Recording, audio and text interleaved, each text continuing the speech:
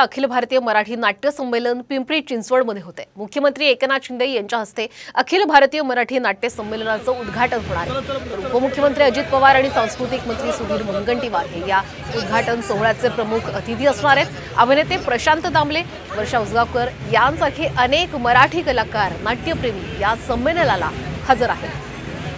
दरम्यान वर्षा उसगावकर यांच्याशी बातचीत केलेली आहे आमच्या प्रतिनिधींनी। हम काय सांगाल, काय भावना आहेत? खूप आनंद आहे। 100वर नाट्य संमेलन आहे ते मी स्वतःला भाग्यवान समजते।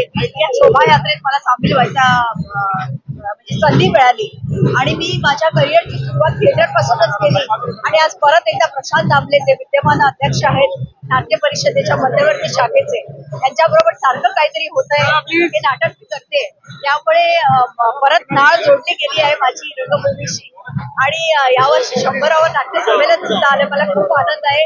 सगळ्यांना मी अशी विनंती करेन की नाटकाशी जी श्रीमंती आहे आपल्या रंगभूमीची ती आपल्या मुलांना दाखवा, नवीन पिढीला दाखवा। तिथे उद्घाटन झालं आणि आज पुन्हा एकदा आहे तर खूप उत्साह होता। लावणीचा कार्यक्रम पाहिला, नंतर वाद्यवृंद होता, खूप मनोरंजनाचे प्रकार होते, खूप छान चालले। गोपाल मोटघरे, साम टीव्ही न्यूज, पिंपरी चिंचवड, पुणे।